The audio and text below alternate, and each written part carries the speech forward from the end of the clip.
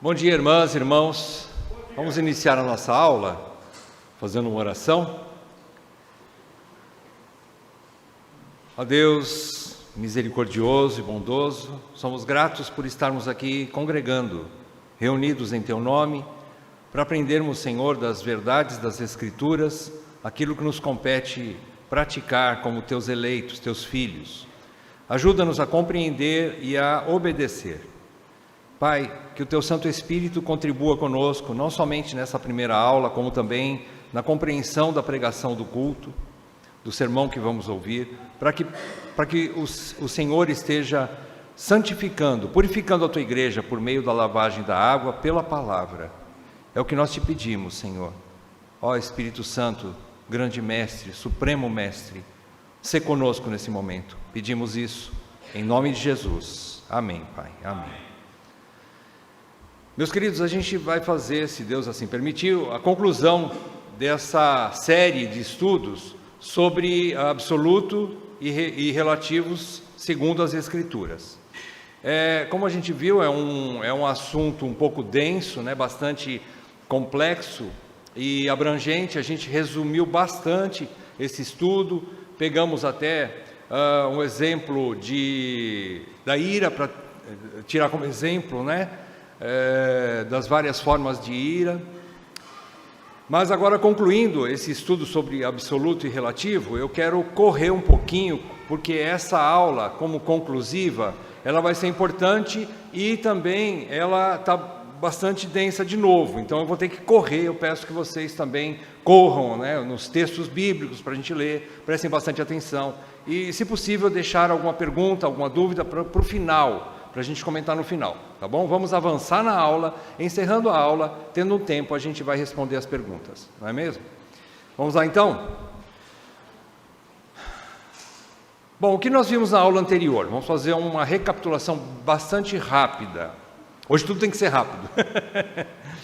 O que Deus está fazendo? Deus está restaurando a cosmovisão do seu povo, a visão de mundo do povo eleito, da igreja de Deus, através da ação do Espírito Santo, que utiliza as Escrituras como ferramenta. Nós vimos isso, nós falamos bastante sobre a ira de Jonas, usando os exemplos de Jonas na última aula, né? Mas o foco saiu um pouquinho do foco, mas o objetivo é sempre centralizar na ação de Deus. O que Deus está fazendo? Deus está mostrando a verdade ao seu povo. E onde encontramos uma verdade inegociável? Nas Escrituras.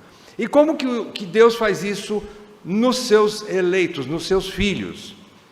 Nós vimos em 1 João 3, 7 e 10, e todos esses textos de João 14, João 16, João 17, nós vimos a ação do Espírito Santo, usando a palavra, obrigado irmão, usando a palavra para mostrar a verdade. Nós vimos que em 1 João, o apóstolo diz que Jesus veio para destruir as obras do diabo. O que é destruir as obras do diabo? É restaurar de dentro para fora a vida dos crentes. Essa é não somente salvar para levar para o céu, mas salvar para dar uma vida, uma nova vida, uma novidade de vida, destruindo a supremacia da carne, da vontade da carne dentro dos homens, para que eles vivam para a glória de Deus, para que eles aprendam a viver para a glória de Deus.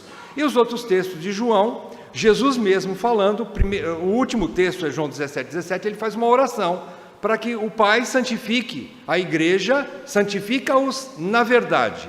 E qual é a verdade? Ele diz claramente: a tua palavra é a verdade. Então, e os outros textos de João, nós vemos que o Espírito da verdade está fazendo isso que Jesus pediu lá na oração sacerdotal, 17 e 17 de João.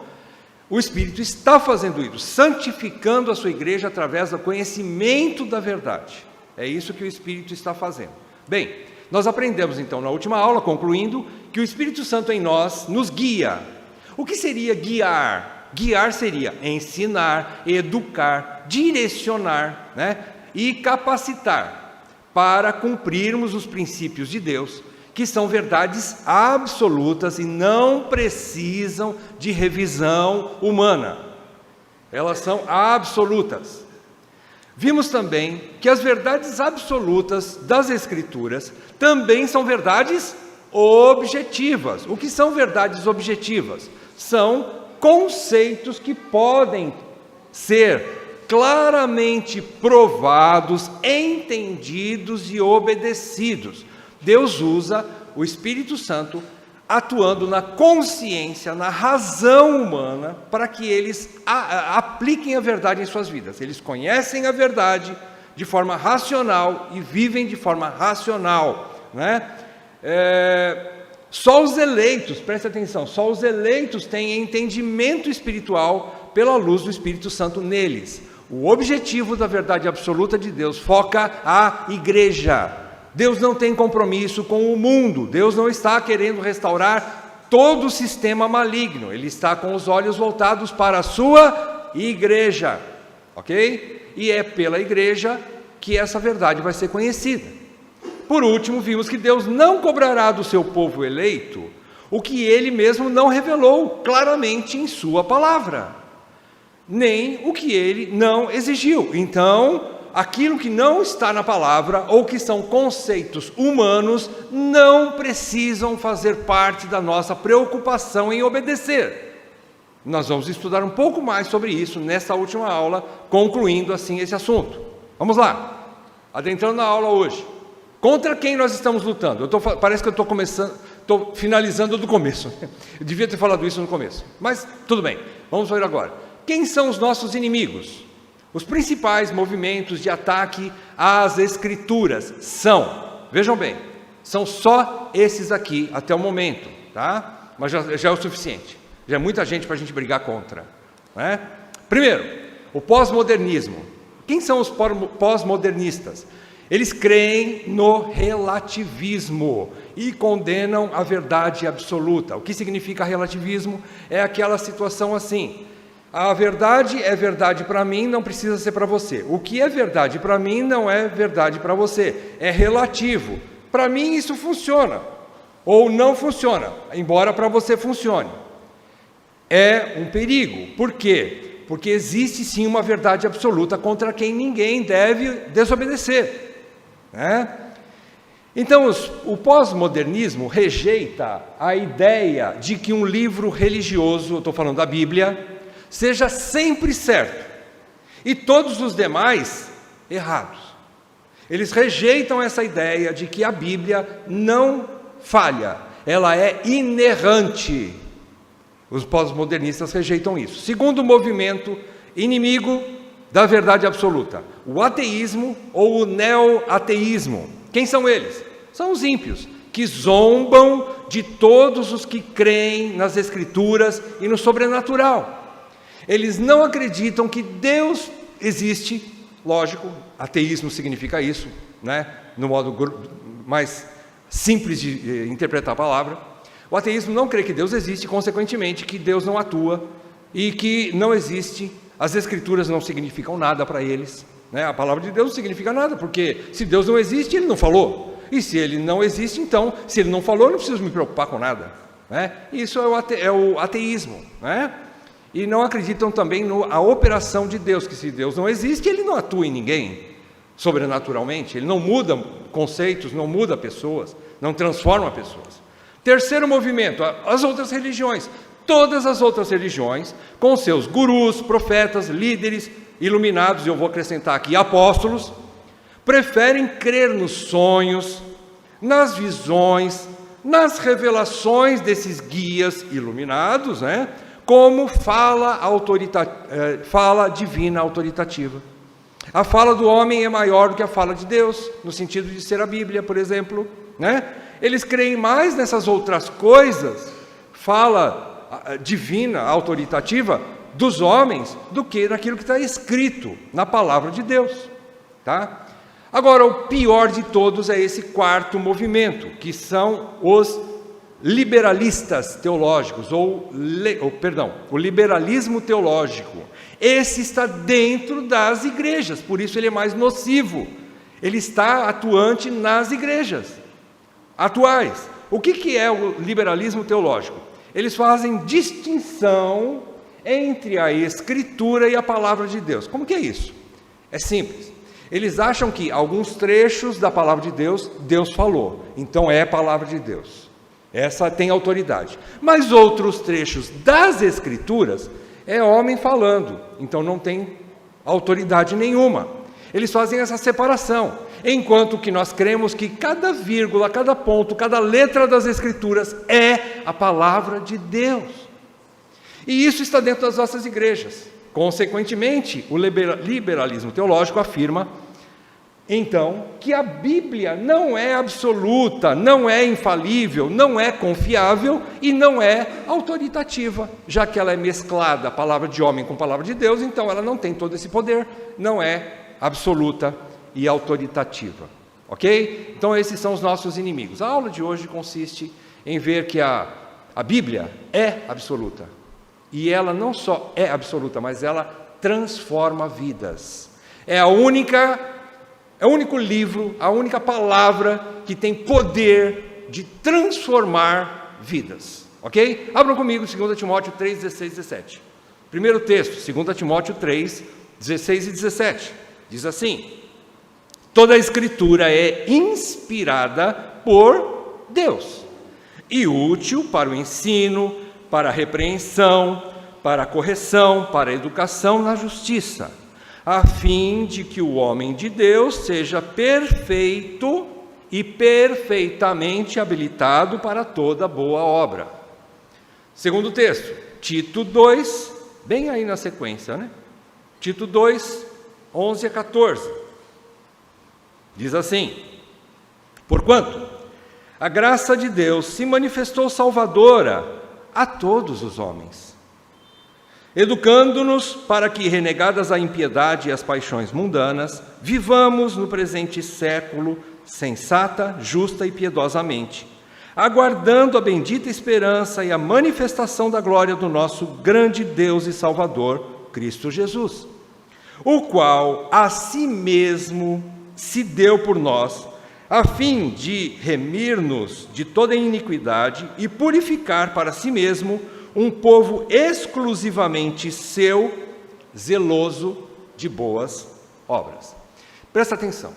Vou começar, falando de Timóteo, 2 Timóteo 2, 16 e 17, Paulo deixa claro que a palavra, as Escrituras, ou seja, a Bíblia, é sim a palavra de Deus. E ela, sendo a palavra de Deus, ela tem toda a autoridade e poder para transformar vidas, porque ele diz ali que a Escritura, versículo 16, ela é inspirada por Deus e útil, ou seja, ela é suficiente para transformar. Ensinar aqui significa isso, nós vamos ver daqui a pouco o original grego de ensinar, educar, né? Ela tem esse poder de transformar. Qual é o objetivo? Para que o homem viva perfeitamente e seja habilitado para toda boa obra.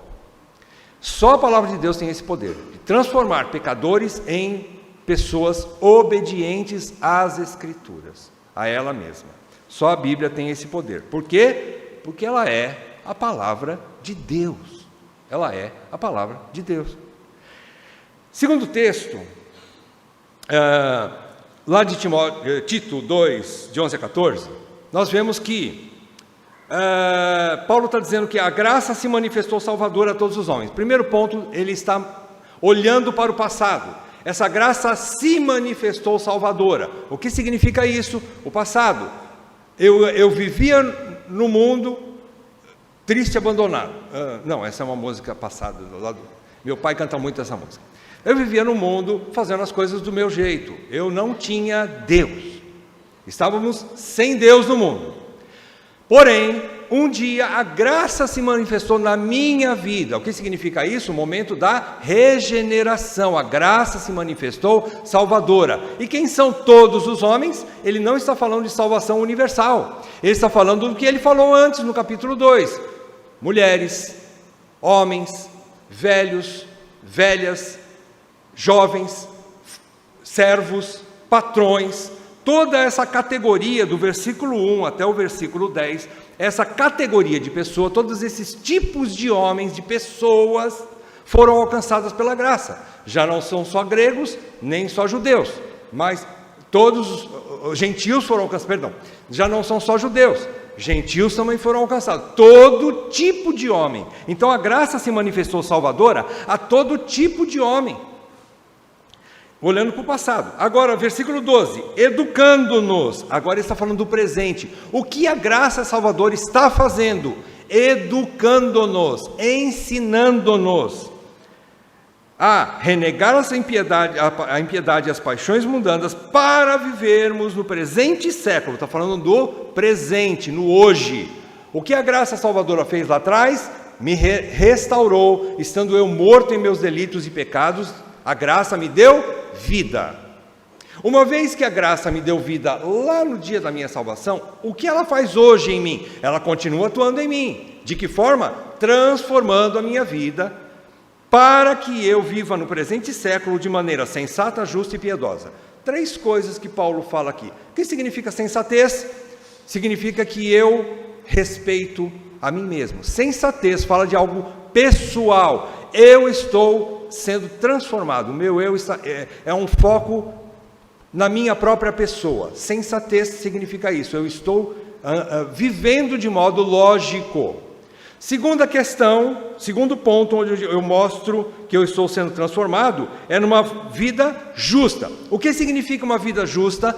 Significa um relacionamento com os outros, de forma justa. Agora eu não vou mais viver pecando contra os outros. Então a primeira, sensatez significa ser salvo de mim mesmo. Justiça significa ser salvo de eu estar impondo a minha vontade nos outros. E a terceira questão é piedosamente, é a vida com Deus. 3 relacionamentos: comigo mesmo, com o próximo e com Deus. Viver piedosamente é viver com Deus. O que a graça está fazendo? Me transformando em todos os meus relacionamentos. Todos os meus relacionamentos. Não tem uma área da minha vida em que o Senhor não está me transformando para que eu me relacione com a minha própria pessoa, com o outro e com Deus. Ok? Terceiro ponto, ele manda a gente olhar para o futuro, aguardando a bendita esperança lá no futuro. Qual a esperança é essa? A manifestação, agora já não mais a manifestação salvadora, que no versículo 11, que é a salvação. Jesus se manifestou para me salvar, agora ele vai se manifestar para fazer justiça no mundo. A manifestação da glória do nosso grande Deus e Salvador, Cristo Jesus. É futuro, ele manda olhar para o futuro. Então a graça olha para esses 3 ângulos, né, da vida: passado, presente e futuro. Olha para os 3 relacionamentos que nós temos na vida: conosco mesmo, com a gente mesmo, com o próximo, com os homens e com Deus. Os 3 relacionamentos. Olha como ela é abrangente, né? E, versículo 14, o objetivo: para que Cristo mostre nesse mundo que existe um povo exclusivamente seu. Ele redimiu esse povo, ele remiu esse povo para livrá-los da iniquidade e está purificando um povo para si mesmo, zeloso de boas obras. Então, o crente não pode dizer assim: eu não consigo viver dessa maneira como marido, como esposa, como mãe, como pai, como filho de Deus, como filho da minha mamãe. Eu não consigo. Não, é melhor você dizer assim: eu não quero viver como. Porque você tem poder em si mesmo de ser transformado. E ele vai nos levar à perfeição. E você vai dizer assim: ah, mas como assim? A perfeição é só na volta de Cristo. Você não consegue viver em perfeição agora, eu sei disso. Mas você sempre tem que desejar a perfeição.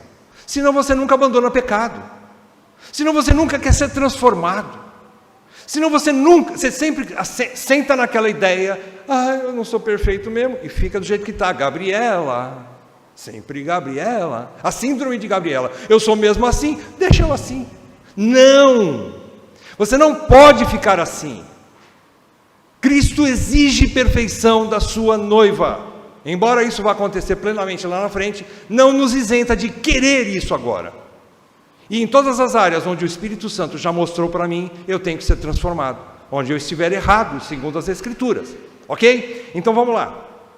Então, o que Paulo está ensinando em todos esses versículos? Primeiro, a origem da verdade. Onde está a origem da verdade? Vimos lá em Timóteo, 2 Timóteo 2, 2 Timóteo 3, 16, 17, que a origem da verdade é a palavra de Deus. A origem da verdade é a palavra de Deus.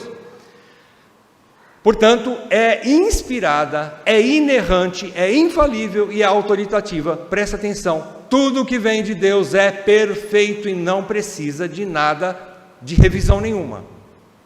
Não precisa, nem de acréscimo e nem de subtração. A palavra de Deus é a palavra de Deus e ponto final. Não se mexe nela. Segunda coisa, seu público-alvo. Ele não está objetivando aqui salvar todo o universo, mas o foco dele é o homem de Deus. Nós vimos no primeiro texto de Timóteo 3, 2 Timóteo 3, 16, 17, e depois nós vimos em Tito que são todos os eleitos, toda a categoria, toda a classe de pessoas, todos os eleitos. O alvo da verdade, o alvo de Deus usando a verdade, é o povo eleito, a igreja. A revelação especial foi concedida exclusivamente à igreja. A Bíblia não foi escrita para o ímpio, embora ela vai ser usada para salvar. Porque sem a pregação do Evangelho, não há salvação. Não é por emoção, não é por experiências sobrenaturais, não é por sonhos ou visões, mas é pela pregação da palavra de Deus que a fé vem. Ou seja, sem palavra não há salvação, não há fé, ok? Então, o objetivo é os eleitos, e a revelação especial foi concedida exclusivamente à igreja. Uma vez que nós somos salvos, a igreja, o povo de Deus é salvo, vivificado pela palavra de Deus, ele recebe o dom da fé, ele crê, nós somos iluminados pelo Espírito Santo. Nós precisamos conhecer as Escrituras, que é a verdade absoluta de Deus, para vivermos de acordo com aquilo que ele exige, para vivermos em santidade. Não há como ser santificado procurando psicólogo, psiquiatra e coaches da vida, professores das universidades. Não! Nós só somos transformados e santificados através do ensino consistente das Escrituras, da Bíblia, ponto final, verdade absoluta.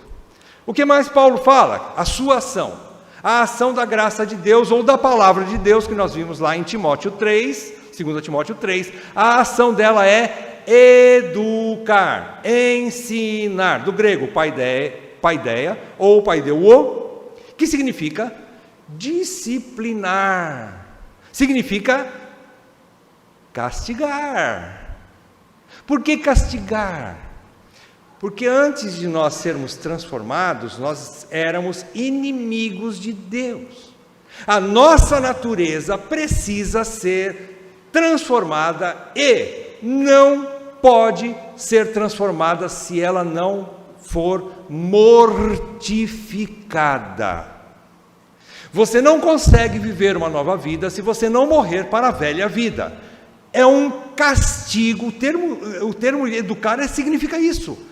Deus não está operando de maneira leve no seu povo, porque o pecado que existe em nós é pesado. Então não adianta pegar leve, não adianta usar pomadinha em alguém que está com câncer. Precisa ser transformado radicalmente, duramente, dolorosamente pela palavra de Deus. Então ensinar, educar significa isso. Significa corrigir, instruir. Literalmente, educar é treinar alguém a ponto de mudar todos os seus conceitos. É mente e coração transformado, vem de dentro para fora. Então, essa mente e coração, uma vez transformadas pela palavra de Deus, nós conseguimos então focar em um novo farol. Nós temos um novo referencial, nós temos um novo alvo, que é um porto seguro, que é a vida com Deus, aqui nesse mundo e na eternidade. nós temos um novo foco. Meu foco já não é mais ganhar dinheiro nesse mundo para pagar a faculdade do meu filho. Meu foco não é mais trabalhar que nem condenado para pagar minhas contas, para trocar de casa, para trocar de carro. Meu foco principal não é mais esse, embora eu tenha que fazer isso algumas vezes, mas ele não pode ser o centro da minha vida. O alvo maior é a eternidade. Eu quero Deus. No fim das contas, você pode estar com tudo em ordem: dinheiro no banco, contas pagas, carro novo na garagem, um guarda-roupa cheio de sapato. Mulher gosta de muito sapato.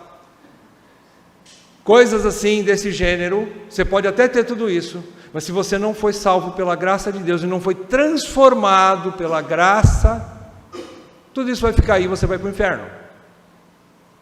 Simples assim. Muito bem, então, educar também significa produzir autocontrole e domínio próprio. A vida cristã não é uma vida de rigor ascético. O que é rigor ascético? Vamos estudar daqui a pouco. Rigor ascético é você, por exemplo, você bota na cabeça que ter televisão em casa é pecado. Você pega a televisão e joga no lixo. Não tem televisão em casa, mas o teu coração não foi transformado. É pecado eu ter celular, porque aparece de vez em quando mulher pelada, fotografias, coisas que me mexem comigo. Vou jogar meu celular fora. Você joga o celular fora, mas o pecado está aqui. A mente não foi transformada. O coração não foi transformado. Rigor ascético é tentar fugir, é que nem você, por exemplo, você querer que seu filho seja imune às doenças, prender ele em casa. Que vida ele vai ter? Ele não vai ter vida. Ele precisa, primeiro, ser vacinado. E o que é ser vacinado? É enfrentar o vírus daquela doença. Ele precisa ir para a rua. Para quê? Para criar anticorpos. Como? Enfrentando o vírus. Não é escondendo-se, fugindo das coisas. É lógico que eu não estou falando aqui, entendam, né, irmão? Vocês são inteligentes. Eu não estou falando aqui que você pode flertar com a pornografia o tempo todo. Eu não estou falando isso. Eu não estou falando aqui que você pode flertar com pegar dinheiro dos outros o tempo todo. Não é isso que eu estou falando. Eu estou falando que só esconder-se dessas coisas, você tem que fugir do mundo, então. Esse mundo não é para você. Você não está preparado ainda, então precisa ser de dentro para fora. É isso que a palavra de Deus faz, ela educa nesse sentido aqui. Por último, o objetivo. O objetivo é transformar os eleitos para que vivam perfeitamente, praticando boas obras, de maneira sensata, justa e piedosa.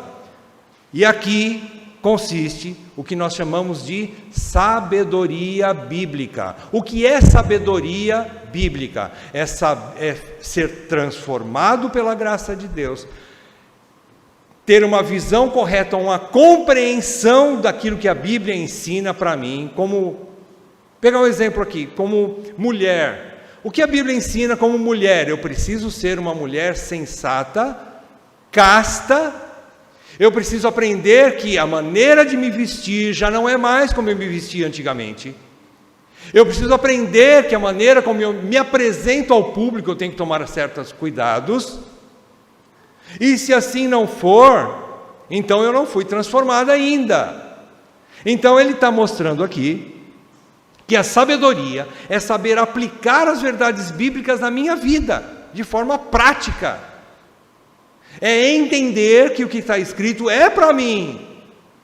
E eu não posso dizer, mas assim, meu corpo, minhas regras. Não, meu corpo, negativo. Corpo de Deus, regras de Deus. Ou você então não é crente.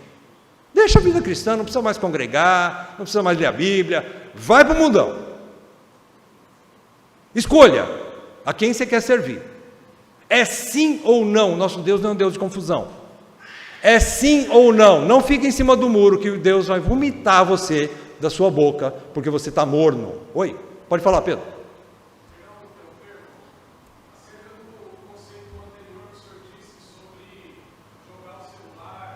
Sim.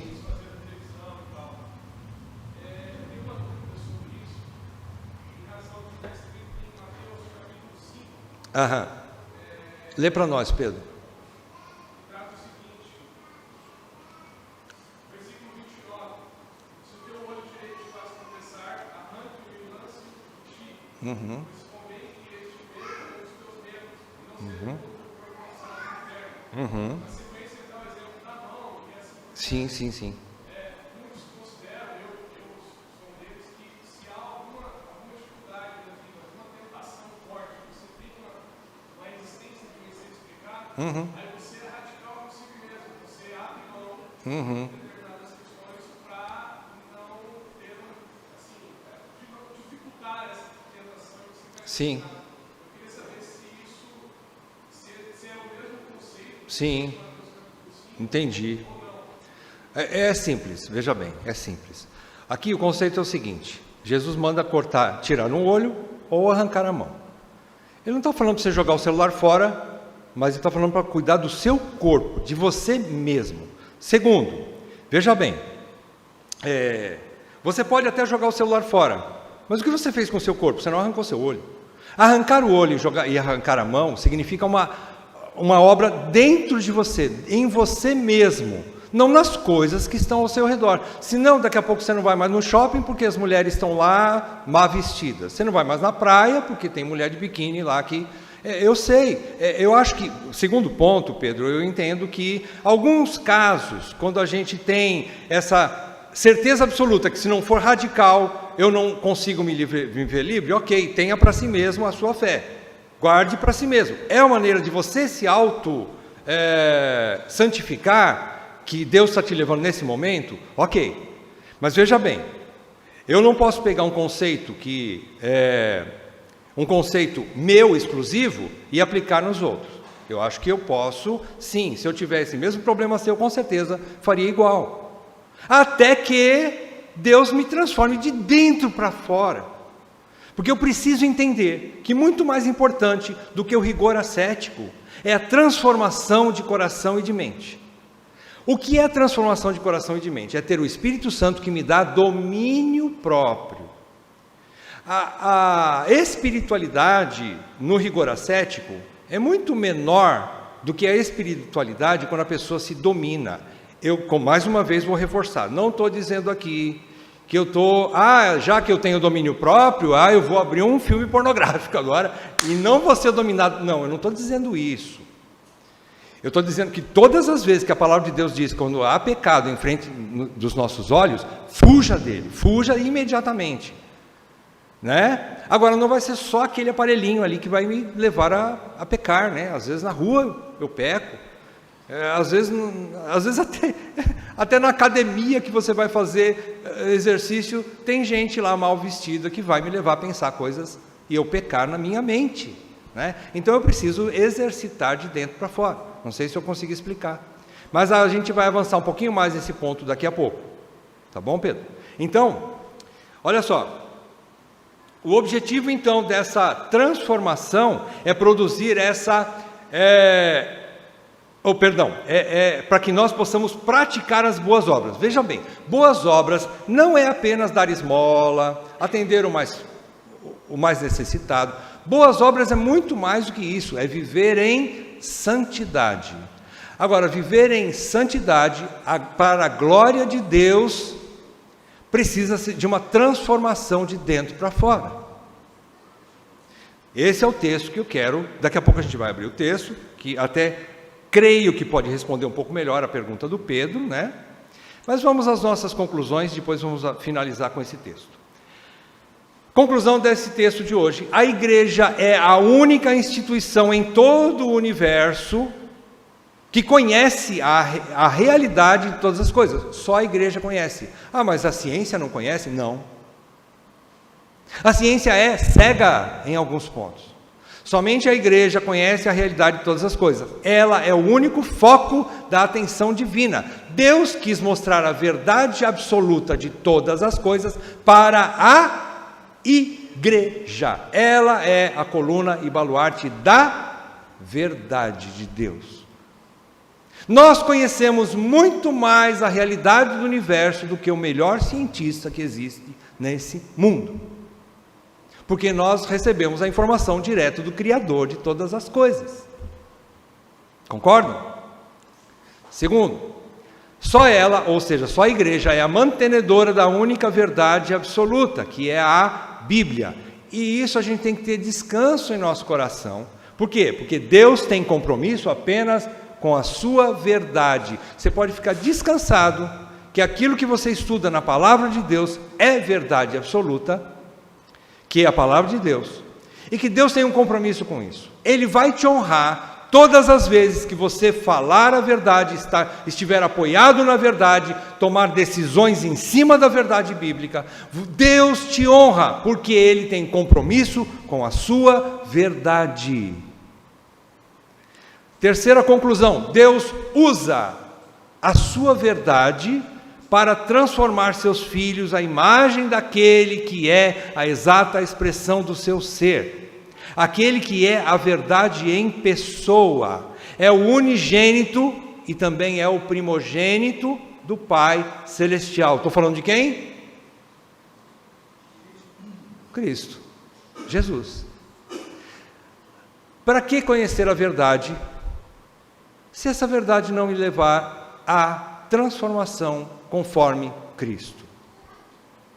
Para que conhecer a Bíblia, se eu não quero viver a Bíblia e ser transformado segundo Cristo? Para quê? Especulação, debate, ganhar méritos aí nos discursos teológicos que existem aí na internet? Não funciona, não é assim que funciona. A Bíblia existe para que nós sejamos transformados, a verdade existe, foi dada para nós, para sermos transformados à semelhança de Jesus Cristo, termos o caráter de Cristo em nós. Na verdade de Deus, aqui finalizando todos os conceitos que a gente aprendeu até agora em todas as aulas, né? Na verdade de Deus, há somente absolutos, sejam esses absolutos conceitos morais, imorais ou amorais. Vocês se lembram disso? Conceitos morais, aquilo que Deus exige do seu povo, a prática das virtudes que Deus exige do seu povo, a santificação. Conceitos imorais, o pecado que Deus condena nas Escrituras, não faça isso, não faça aquilo. Conceitos imorais, pecado. E conceitos amorais? Tanto faz, se você fizer ou não fizer, você não está pecando.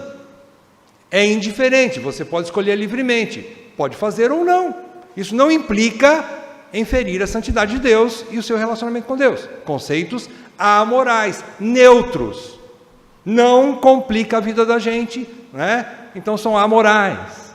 E nada pode ser subtraído ou acrescentado a eles. A Bíblia não precisa de revisão humana. Nós não estamos aqui para fazer alguma revisão naquilo que Deus falou. Se Deus falou, a água parou. Ponto final. Por último, a teologia é a mãe da ética, ou seja, sem doutrina não há nova vida. Ou ética significa uma prática da verdade. Ética significa um viver santo. Isso é ética. Então, sem conhecimento da Bíblia, não há ética. Ou não há ética correta. Há outro tipo de ética, mas não santificação, não uma vida santa. Sem a luz da verdade absoluta, ninguém saberá andar nesse mundo de trevas. Então Deus usa a palavra dele para nos ensinar como andar nesse mundo. O salmista chega a dizer no Salmo 119, que lâmpada para os meus pés é a tua palavra e luz para o meu caminho. Ela é a luz. Então, outra coisa, salvação não é apenas mudança de situação, mas é também de atitude, mudança de atitude aqui e agora.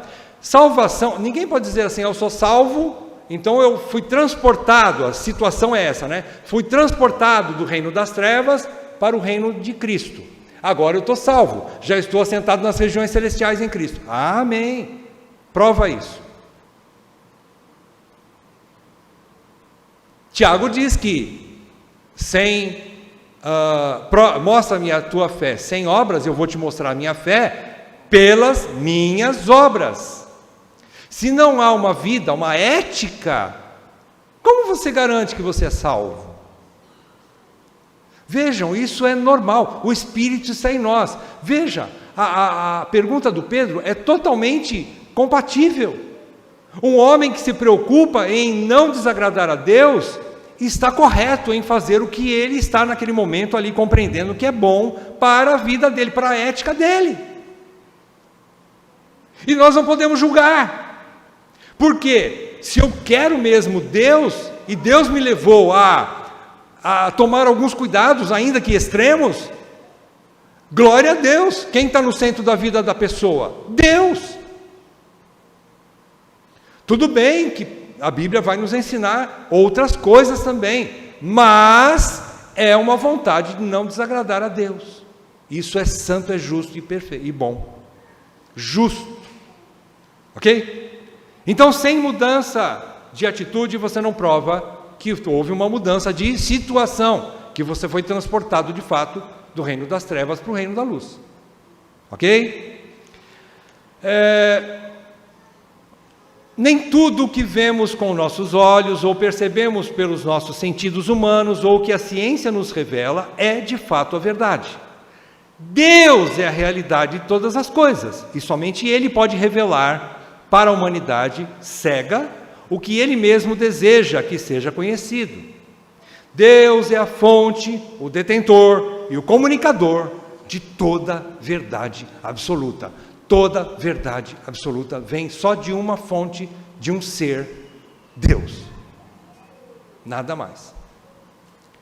Augusto Nicodemos, num sermão que ele pregou no Congresso Vida Nova, chamado A Bíblia Não Adula o Ego Humano, ele disse o seguinte: podemos confiar plenamente em tudo que a Bíblia diz, pois é a palavra de Deus. Devemos nos submeter à sua autoridade, reivindicações, promessas, advertências, orientações e instruções.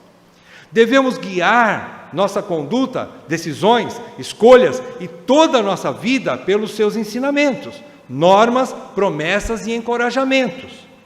Podemos anunciar o Evangelho com convicção, sabendo que Deus honrará a sua própria palavra aqui registrada. Veja bem, pregar o Evangelho, eu quero só fazer um adendo aqui, não é somente levar a pessoa a crer em Jesus. Quando nós fomos comissionados lá em Mateus 28, nós fomos chamados a pregar o Evangelho, é verdade, a toda criatura, ensinando-os, fazendo discípulos, batizando-os, fazendo discípulos e ensinando-os, porque se nós não ensinarmos e não houver uma transformação e ficar só naquele momento de emoção de salvação, nós não temos garantia de que aquela pessoa foi salva. Ela precisa de uma vida, e isso eu vou falar daqui a pouco, tá bom? Então, para finalizar, o parecer da ICCG, eu quero que os nossos presbíteros aqui avaliem o que eu vou falar. Eu vou falar da minha parte. Eu creio que isso também está em uníssono com o coração deles também, mas se não estiver, eles vão me corrigir depois, ok? Tá bom? Aqui não tem ninguém absoluto não, só a Bíblia. O parecer da ICCG sobre a verdade bíblica e os últimos acontecimentos que têm acontecido no mundo. Primeiro, eu recebi informações, não foi só de uma fonte, são várias, e eu sinto muito por isso. Eu não vou citar nomes aqui, e nem locais. Mas eu tenho informações que há igrejas que estão disciplinando e excomungando membros de uma igreja, por exemplo, pelo fato de beberem bebida alcoólica, ainda que moderadamente, e isso é um erro grosseiro, antibíblico e brutal. E eu vou provar para vocês por quê, biblicamente. Primeiro texto, Mateus 11, 18 e 19 diz assim, Jesus falando, pois veio João, que não comia nem bebia, e dizem, tem demônio. Segunda colocação de Jesus, veio o Filho do Homem, que come e bebe, e dizem, os fariseus dizendo, né? Eis aí um glutão e bebedor de vinho, amigo de publicanos e pecadores. Mas a sabedoria é justificado por suas obras. Segundo texto, Mateus 18, 15 e versículo 17. Se teu irmão, entre aspas, o que é a próxima palavra? Se teu irmão pecar contra ti, vai arguir entre ti e ele só. Se ele te ouvir, ganhaste o teu irmão. Aí pula para o versículo 17. E se ele não os atender, ou seja, não se arrepender do pecado, dize-o à igreja, e, se recusar a ouvir também a igreja, considera-o como gentil e publicano. Nós só podemos excomungar alguém da igreja em caso de pecado, e pecado não é aquilo que eu acho que é pecado, é aquilo que é pecado. Então excomungar uma pessoa porque ele toma um copo de vinho, é jogar Mateus 18 fora, porque tomar um copo de vinho não é pecado, embriaguez é pecado. Tomar álcool não é pecado. Então, uma igreja que pratica isso, eu temo pelo fim dessa igreja, porque ela está num rigor ascético. Eu sinto muito por igrejas assim, eu estou falando isso em amor, com muita cautela. Eu não sou melhor do que ninguém, só que verdades são expostas por Deus. Terceiro texto, Colossenses 2, 16, 17 e 20 e 23. Ninguém, pois, vos julgue por causa de comida, de bebida, ou dia de festa, ou lua nova, ou sábados, porque tudo isso tem sido sombra das coisas que haviam de vir. Porém, o corpo é de Cristo. Agora presta atenção no versículo, no texto de 20 a 23. Se morresses com Cristo para os rudimentos do mundo, por que, como se vivesseis no mundo, vos sujeitais a ordenanças? Presta atenção. Não manuseis isso, não proves naquilo, não toques aquilo outro, segundo os preceitos e doutrinas dos homens. Gente que acrescenta mais lei sobre a lei de Deus está em pecado. Nós já temos a lei de Deus, que é a luz, e fazer acima daquilo é um erro brutal. E Paulo termina, pois que estas coisas com uso se destroem, tais coisas com efeito têm aparência de sabedoria, com o uso, com aparência de sabedoria, como culto de si mesmo, e de falsa humildade, e de rigor ascético, todavia, não tem valor algum contra a sensualidade. Eu temo por pessoas que andam assim, nesse rigor ascético, e achar que ele é melhor do que os outros. A soberba está batendo as portas desses corações, que estão colocando coisas que não são bíblicas, e sobre os outros. Quer fazer isso para você? Faça, mas não exija dos outros. Queridos, Paulo está ensinando sobre a vida espiritual, demonstrando o fruto do Espírito, que é o domínio próprio, muito mais espiritual do que o rigor ascético. Vejam, é mais importante eu chegar na casa de um irmão e dizer assim, vamos estudar a palavra de Deus, eu preciso treinar você para que você tenha domínio próprio, e então, como eu não sou o profeta tiracolo, não vou ficar 24 horas do teu lado, eu não vou conferir tua vida, o Espírito Santo em você vai conferir tua vida. Isso é viver em santidade.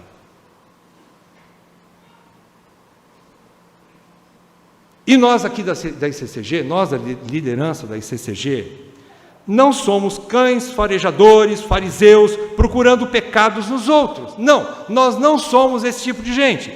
Antes, somos discípulos de Jesus, que fazem novos discípulos para Jesus. Eu não quero nenhum discípulo de Newton aqui, não quero. Eu quero discípulos de Jesus. Eu estou treinando vocês para serem como Jesus, que comia e bebia com pecadores, mas não se embriagava. Nós não estamos aqui fazendo discípulos para nós mesmos. Outra coisa, que é o segundo ponto que eu quero deixar aqui para os irmãos, é que o avivamento em Asbury, olha, eu treinei a semana inteira a falar Asbury. Nossa, eu treinei, acho que saiu certo. Lá nos Estados Unidos, nós não podemos afirmar, veja bem, eu quero que os irmãos confiram isso comigo. Nós não podemos afirmar ainda se é ou não um novo movimento do Espírito Santo, um avivamento, levando pessoas a um verdadeiro avivamento. Nós não podemos dizer isso. Por quê?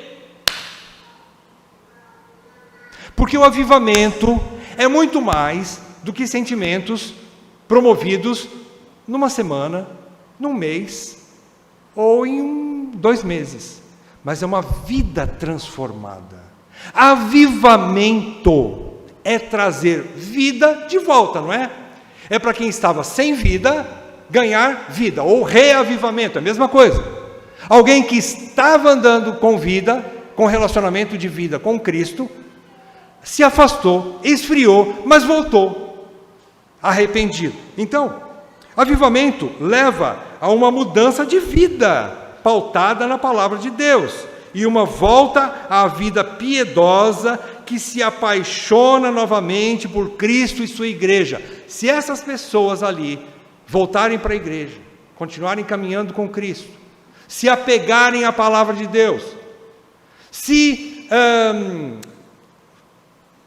comprometerem a serem membros de uma igreja local e tiverem uma vida transformada, mas deixando os seus pecados e vivendo em santidade, eu posso dizer que eles estão sendo avivados, ou eles foram avivados. Caso contrário, eu não posso dizer. Então, o avivamento não precisa de necessariamente haver emocionalismo, reações humanas anormais, pular, cantar, falar em línguas e outras coisas mais, e cura e não sei o que lá. Isso não precisa haver num verdadeiro avivamento. O avivamento bíblico é uma volta para Deus e uma vida transformada. Eu experimentei, eu não estava na reunião de mulheres, eu não experimentei, mas eu pude receber notícias de que houve um avivamento lá na casa da Rayane e do Rodrigo. Por quê? Porque vidas quiseram ouvir a palavra de Deus, vidas oraram, vidas confessaram pecados, vidas quiseram um novo relacionamento com Cristo. O que significa isso? Avivamento. Todas elas já estão perfeitas? Não. Vamos ver o que os dias vão mostrar, para saber se realmente o avivamento aconteceu. Isso é avivamento, irmãos. É volta para Deus. E não deixe de entender que, por sermos um povinho pequeno, uma igreja pequena, Deus não opera em nós. Aqui não tem reuniãozinha, não. Aqui não tem igrejota, não. Aqui tem um povo de Deus, onde Deus tem se manifestado, onde Deus tem transformado. Eu sei que muitos vêm aqui, bebericar aqui, beberica lá, vai lá, ouve lá a palavra em outro lugar, para sondar, né? Essa igrejota aí não acontece nada. Acontece sim. Eu sou prova de que vidas têm sido transformadas aqui.